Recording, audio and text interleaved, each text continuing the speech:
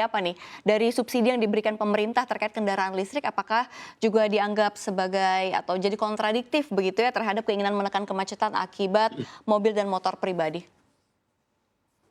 Oke, terima kasih Mbak Safira. Kalau dari jumlah kendaraan, Mhm, memang secara yang terregistrasi akan bertambah, mmm, tapi yang jalan akan tetap. Kan nggak mungkin satu orang bawa 2 kendaraan sekaligus. Ya, jadi hanya shifting sebenarnya, shifting dari kendaraan motor bakar menjadi motor listrik, ya. Jadi kalau kemacetannya kalau kita tidak melakukan apa akan tetap. Jadi saya pikir tidak kontraproduktif, tapi ada satu benefit, yaitu dalam rangka untuk menekan emisi, eee, gas buang ya. Jadi secara umum makro itu kebijakannya. Jadi memang secara terregistrasi jumlah kendaraan akan nambah, ya.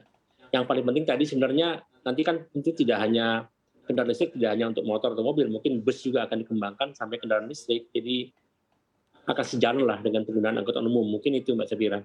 baik. Saya akan ke Pak Iwan begitu ya, Pak Iwan kalau misalkan menurut Anda begitu ya, apakah memang investasi di sektor transportasi publik ini sangat menarik nggak sih di mata investor menurut Anda? Bagaimana itu setiap investasi yang returnnya baik, returnnya bagus tentu menarik ya, tidak perlu tidak menarik kalau itu menguntungkan. Ya. Nah memang dalam tahap awal itu kan di sektor publik itu langsung menguntungkan ya.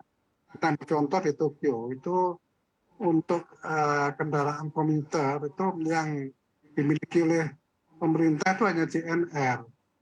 Tapi subway Ciuda lain, Ciudaku yang macam-macam itu semua milik swasta. Artinya kalau swasta Mhm. masuk dengan pemilikan yang berbeda-beda itu kan menarik. Nah sekarang bagaimana mendorong itu ya? Karena kalau orang pribadi itu kalau memang kendaraan umum lebih baik ya ngapain juga kita bawa mobil. Mhm. Karena bawa mobil lebih mahal ya. Kendaraan umum baik, ya tepat waktu bawa itu saya kira itu akan menjadi pilihan. Ya. Kenapa? Karena parkir juga susah, harus pakai sopir dan lain-lain semuanya menjadi kos. Oleh karena itu intinya adalah bagaimana transportasi publik itu memang dikembangkan walaupun itu agak tidak mudah ya, kita tahu itu tidak mudah. Tapi kita orientasi berpikirnya harus ke arah sana. Misalnya di satu titik di situ memang terjadi kemacetan, kan harus ada alternatif, harus ada jalan lain, harus ada cara lain untuk menghindari titik. Nah ini misalnya manajemen transportasi tadi lah. Kalau pagi kereta-kereta pada datang atau kalau enggak sore Mhm. dan dari luar kota semua diambil. Itu juga menyebabkan penumpukan. Sebaiknya kan kalau mereka datang siang ya.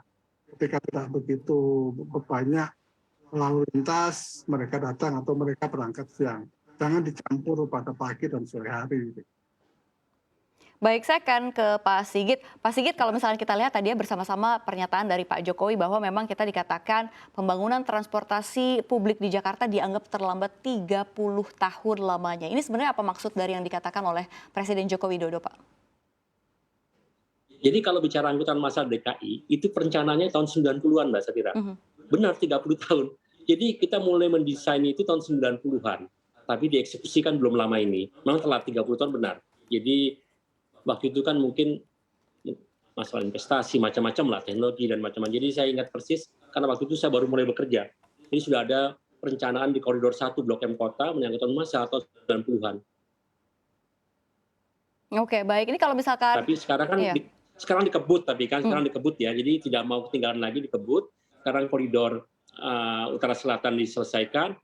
Saat yang paralel bersamaan juga menyiapkan koridor barat timur. Jadi paralel sekarang.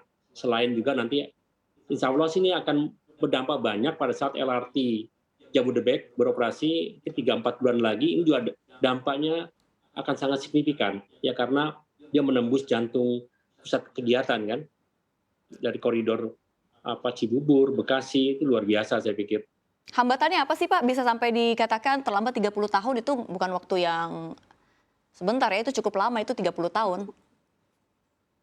Mungkin timing. Ini kan infrastruktur yang bukan yang murah, yang Mhm. mahal ya. Ini kan hutang ya. Saya kira ini hutang.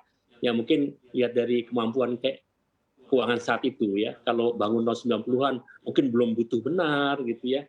Tapi sekarang jadi telat gitu ya. Jadi mungkin masalah timing saja saya pikir.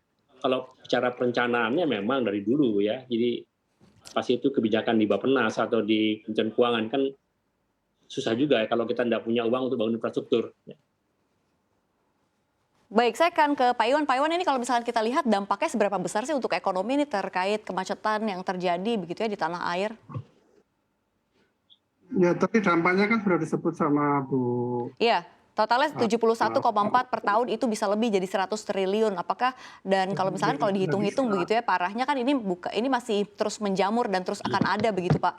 Ini apa yang kira-kira sekiranya masukan begitu ya untuk pemerintah juga dan masyarakat lainnya begitu ya? Maksudnya itu harus bisa mengurai kemacetan dan harus juga memberdayakan perencanaan kota yang baik ya. Jadi misalnya kalau pusat kegiatan ekonomi misalnya terfokus di arah Sudirman, ya, itu bisa digeser ke arah timur, ke arah selatan, bahkan mungkin juga kota-kota di sekitar Jakarta, ya, seperti Depok, Tangerang, Bekasi, itu bisa dijadikan juga satu pusat. Jadi itu untuk mengurai kemacetan itu sendiri. Sebagai contoh ya, saya lagi-lagi lihat Tokyo ya, misalnya Yokohama itu menjadi pusat juga, kemudian juga pelabuhan juga di Yokohama, industri di sana.